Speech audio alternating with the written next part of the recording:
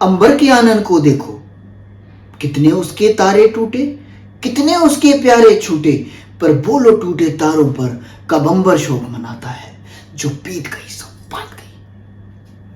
नमस्कार, आदाब, सत श्री अकाल, वनकम, कैसा काय कीड़ो हाल, केम छो कमना की, कैसे हो आप सब। मेरा नाम है लोकेश भारतीय और आपका स्वागत करता हूं भारतीय पॉडकास्ट की इस series failures to success and back के बिल्कुल एक नए एपिसोड।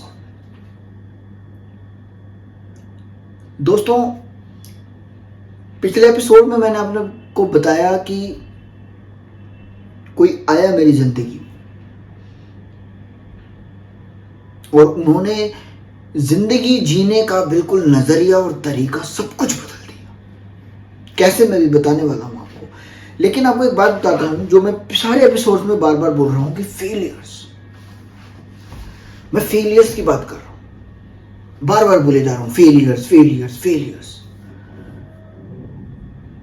पता क्या है, हम सब क्या करते हैं कि हम हार मान लेते हैं बहुत जल्दी।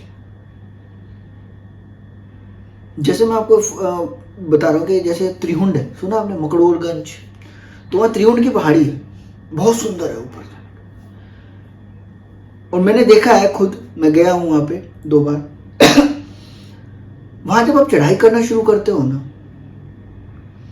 तो जो आखिरी का 1.5 किलोमीटर का जो स्ट्रेच है, उसके अंदर आपकी लेग, माइंड सब स्ट्रेस हो जाता है।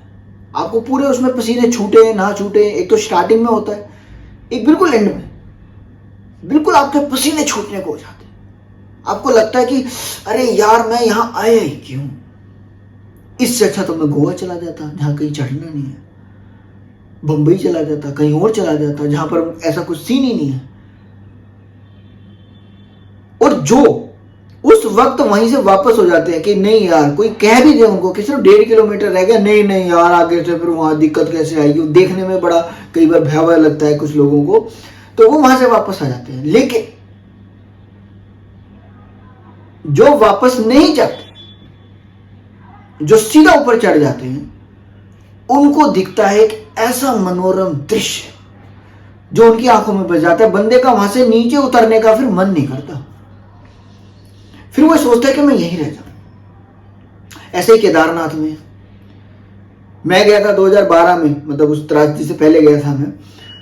तो जब मैं गया था, मेरे को याद है कि वो सीढ़ियां सीढ़ियां चले जा रहे हैं, चले जा रहे हैं, चले जा रहे हैं। रास्ते भी ऐसे थे, बीच में थोड़ी थोड़ी नदियां भी आ रही हैं, वो रामबाड़ा वगैरह, उसके बाद भी काफी झरने आ रहे हैं, चले जा रहे हैं। और बिल्कुल ऐसा लग रहा था कि यार बापरू अब तो आ जाओ। लेकिन जब हम वहां पहुंचे ना, मुझे नहीं पता स्वर्ग कैसा होता है, लेकिन हाँ, वो जरूर स्वर्ग है।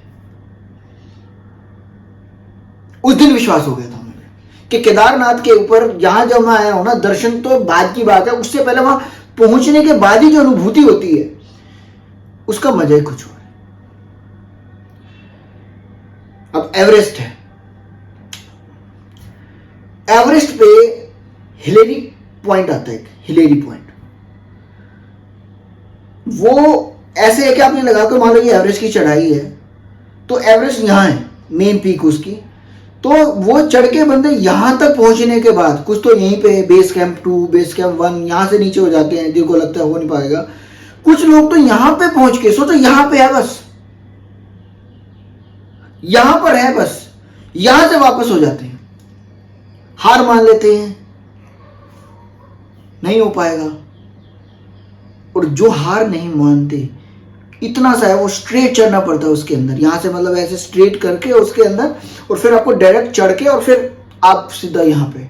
और सोचो जब एवरेस्ट पे आप पहुंचते हो तो गिने कितने लोग चढ़े होंगे, इतने करोड़ों लोग हैं, अरबों लोग दुनिया में। लेकिन आप जो चढ़ते हैं उन्हीं को पता है कि उसका आनंद क्या है। और ये पूरी सीरीज उसी आनंद की अनुभूति के बारे में ही है।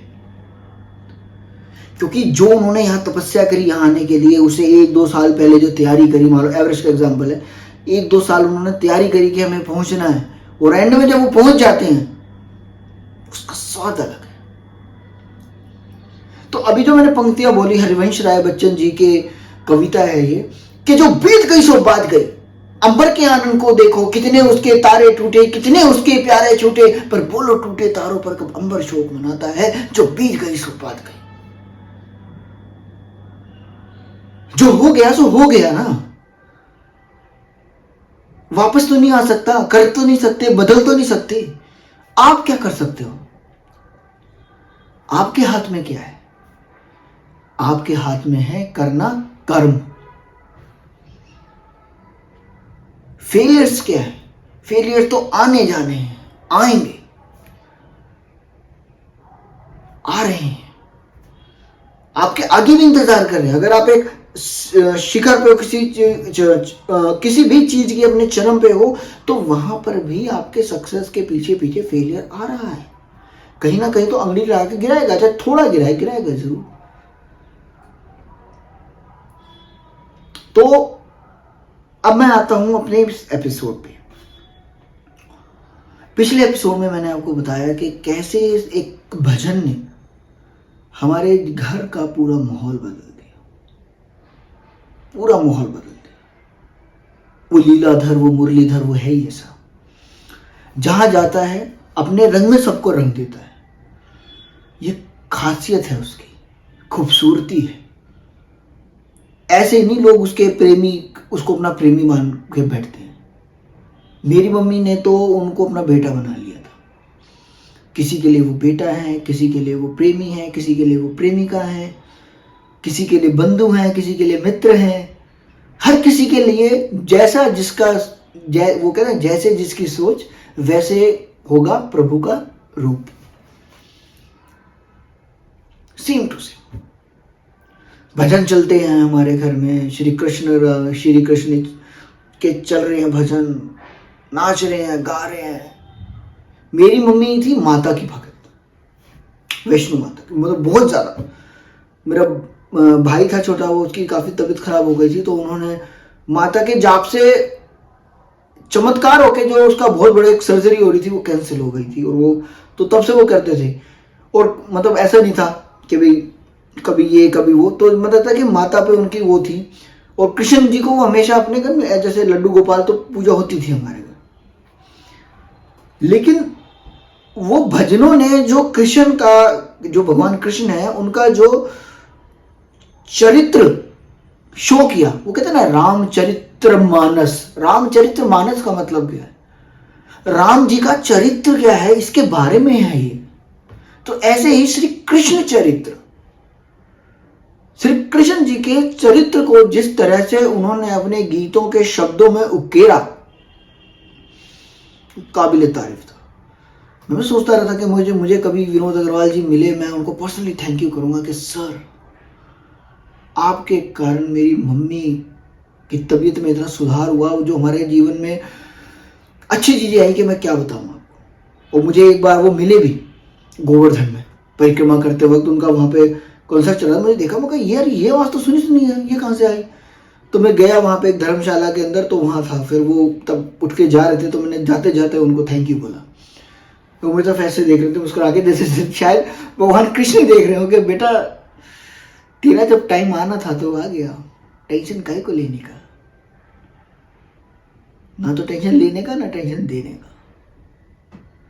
तो वो कृष्ण लीला थी जो मैंने आपको बताया, लगातार मैं बताते आ रहा हूं कि मैं 10th मैंने 2 बार की, +1 2 बार करी, और मैं +2 दोबारा कर रहा हूं।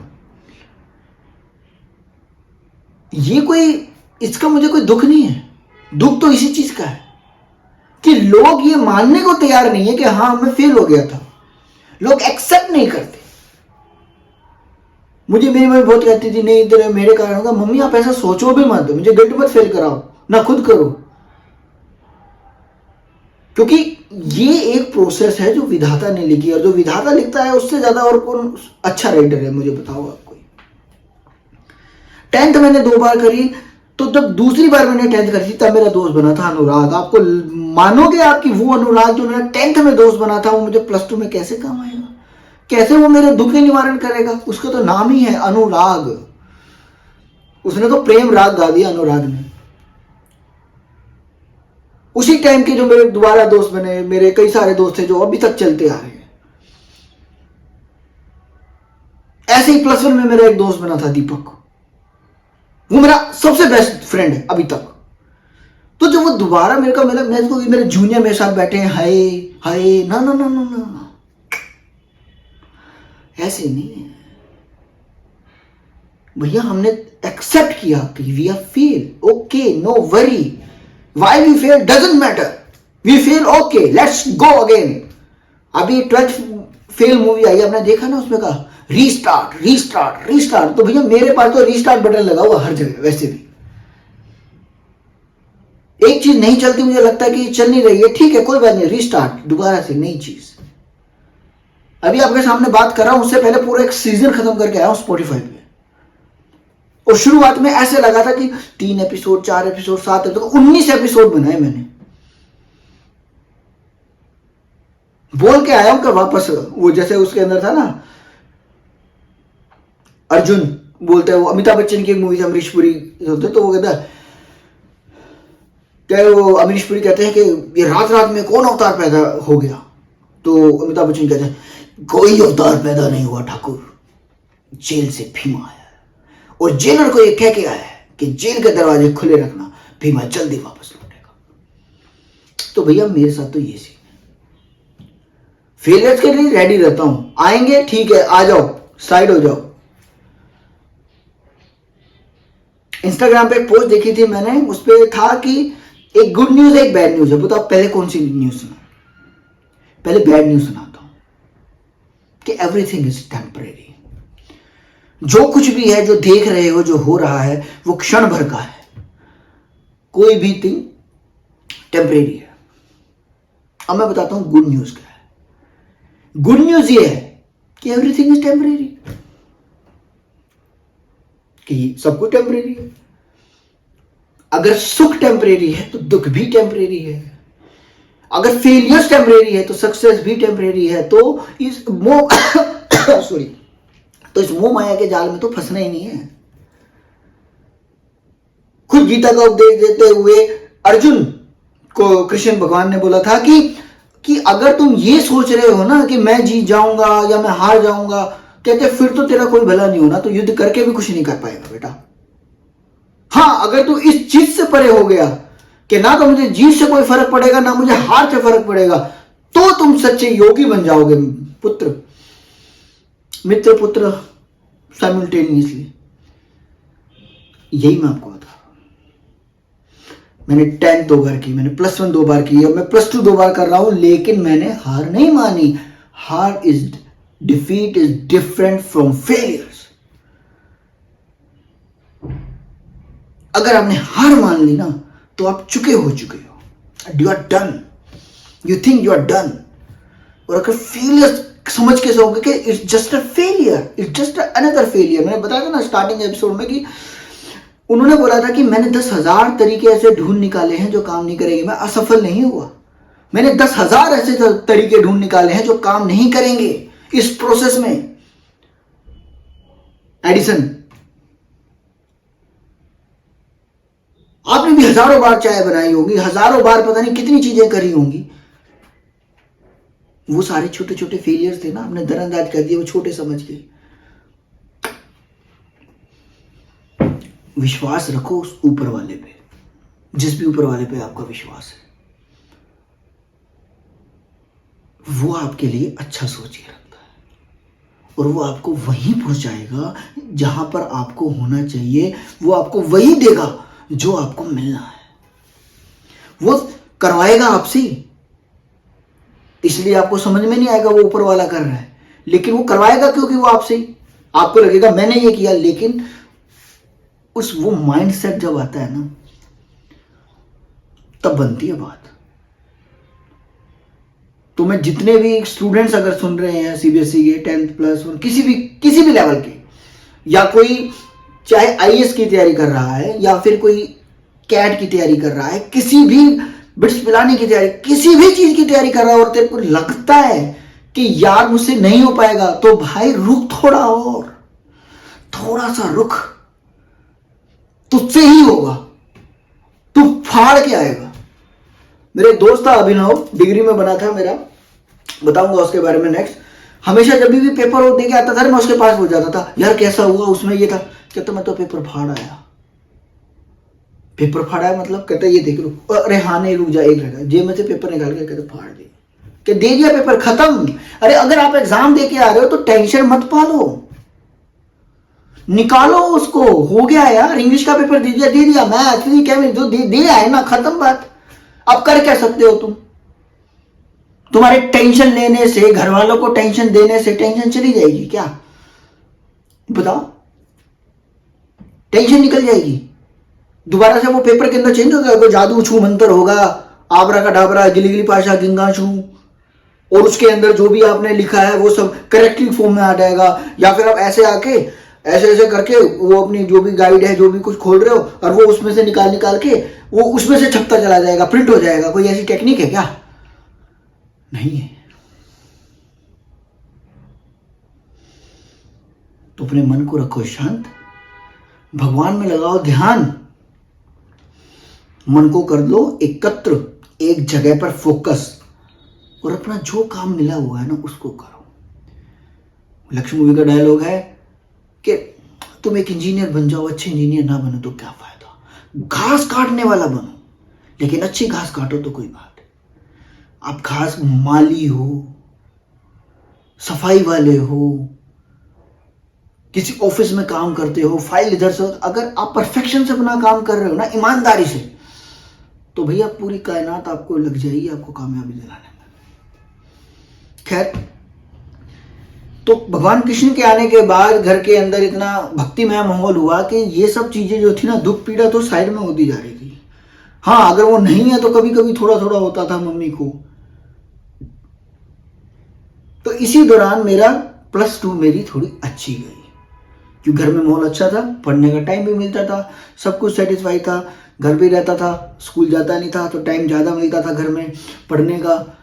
ट्यूशन्स वगैरह जो करते थे वो करते थे। वही फिजिक्स वाले मेरे जो गवर्नमेंट स्कूल के टीचर थे उन्हीं के पास पढ़ता था मैं। वो जो स्कूल के अंदर वैल्यू भी नहीं करते थे उनके पास, जब मैं ट्यूशन गया, ये नहीं कि स्कूल में के कारण ट्यूशन, उनका फेवरेट शायद स्टूडेंट रह गया होगा मैं फिजिक्स में। वो क्वेश्चन देते थे, मैं निपटा देता था। टुगेदर विद फिजिक्स आती थी उस समय, तो तब धड़ाधड़ अच्छे बच्चों के साथ, भाई एक बार सिलेबस खत्म हो गया, दूसरी बार कर लो, तीसरी बार कर लो, चौथी बार कर लो, ऐसे होता था। और मेरे क्या मतलब, भगवान क्या, मैं कहूँ ना भगवान मेरे पीछे पड़ा हुआ, हम कहते हैं भगवान मेरे पीछे पड़ा हुआ है। अरे ना रे, उसने फिर पता नहीं किसने मेरे साथ फिर मजे ले लिए जिंदगी में। मेरा फिजिक्स का पेपर था 2 मार्च को, 27 या 28 तारीख के आसपास मैं सर के पास जाना था फाइनल रिवीजन के लिए। पहले बाकी पेपरों की भी तैयारी कर रहे थे ना, तो सर ने बोला था पेपर से 1-2 दिन पहले आ जाना, एक बार फुल रिवीजन करा दूंगा +2। मैं गया साइकिल पे, अपने घर से 2-2.5 किलोमीटर का। उनके घर के पास पहुंच रहा हूँ, उनके घर से जस्ट पहले एक का था घर, तो उससे बोला अरे कहाँ जा रहे लोकेश? तो सर वो पढ़ने के लिए, क्या तुझे पता नहीं क्या हुआ? कहते 2 दिन पहले सर की डेथ हो गई। शिट।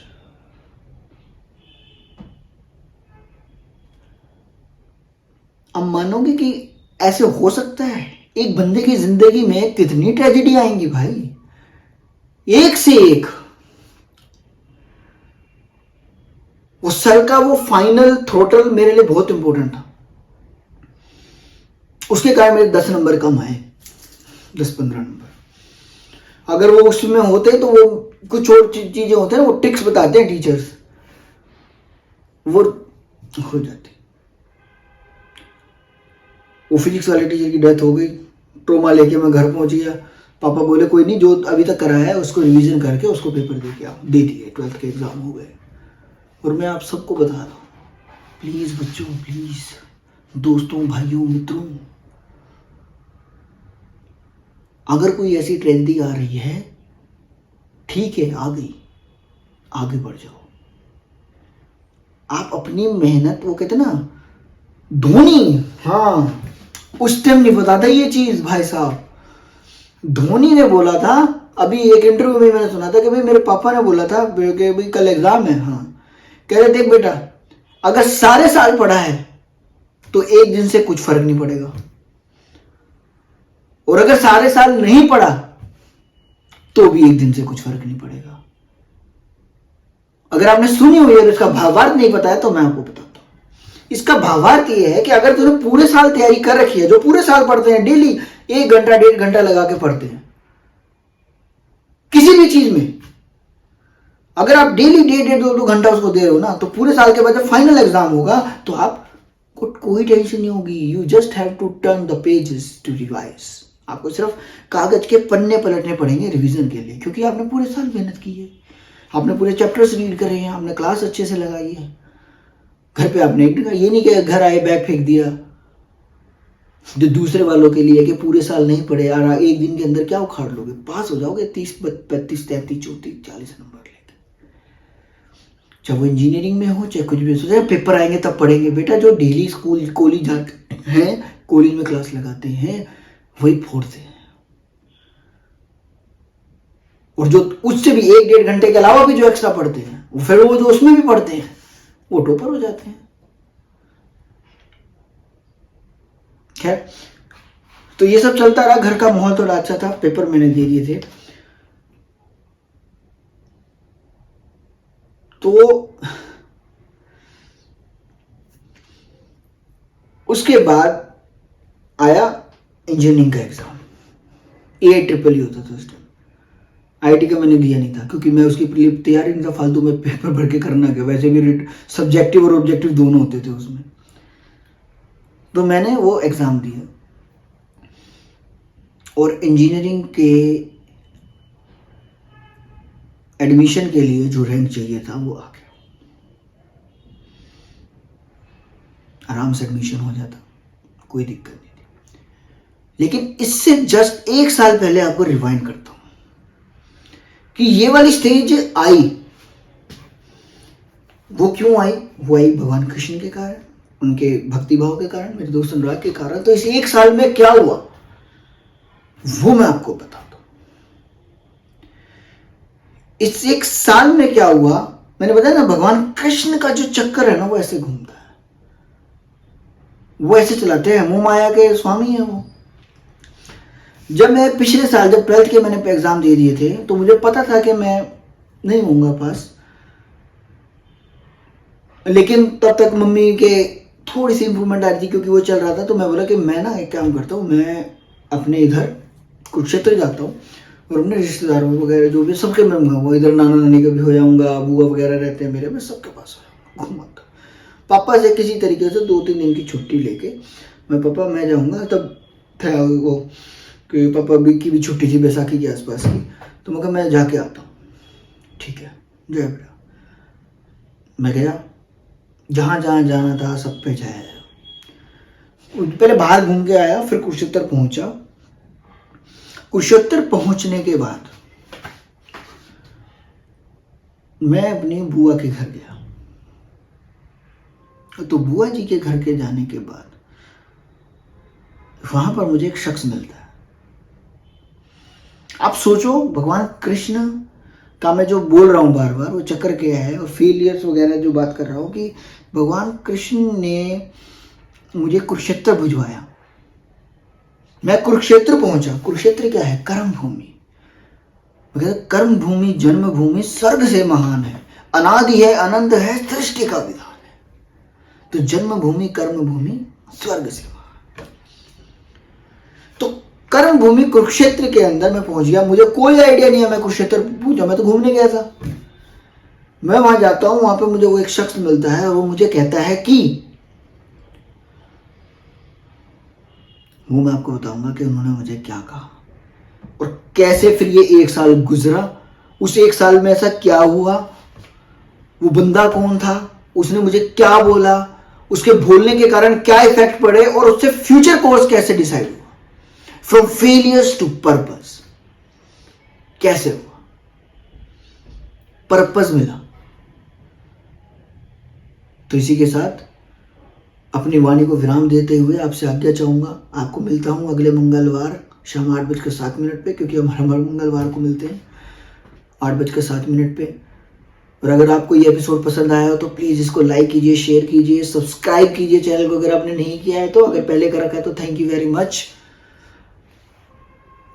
प्लीज़ जिसको आपको लगता है इसको सुनना चाहिए, पूरा पॉडकास्ट की एक सीरीज है, आप मेरे चैनल पे जाएंगे, पॉडकास्ट पे क्लिक करेंगे, failure to success and back आएगा, उसको आप शेयर कर सकते हैं। जो इन हालातों से गुजर रहा हो या जिसको ज़रूरत है किसी भी टाइप की मोटिवेशन की, तो आप एपिसोड के हिसाब से उसको दिखा सकते हैं। प्लीज़ उसको शेयर कीजिए। शेयर करेंगे वो आपको बाद में बहुत बता देगा, अरे भैया देव मानव है तुम। और बिल्कुल इसका जो मैं इस पूरे एपिसोड के अंदर जो मेरा मेन मकसद था वो यही था कि फेलियर्स को एक्सेप्ट कीजिए। फेलियर्स को एक्सेप्ट करने से आपकी ताकत बढ़ेगी ना कि घटेगी। हार मत मानिए, हार मानने से तो आप जमीन पे गड़ जाओगे। हार नहीं मानिए, हार नहीं मानूंगा, रार नहीं ठानूंगा, हार नहीं माननी है। फेलियर्स को एक्सेप्ट करना है और आगे बढ़ जाना है। जैसे कंकर आता है, क्या करते हो, एक लात मारते चले जाते हो, थोड़ा बड़ा पत्थर आएगा उठा के रख दोगे, उठा के रख दो ना।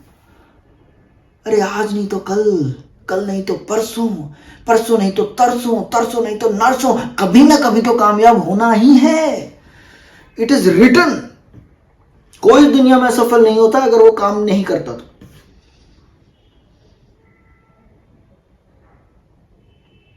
जो काम नहीं करते वो ये सफल होते हैं, और जो लगे रहते हैं, कर्मठ हैं, करते रहे, परिश्रम करते हैं,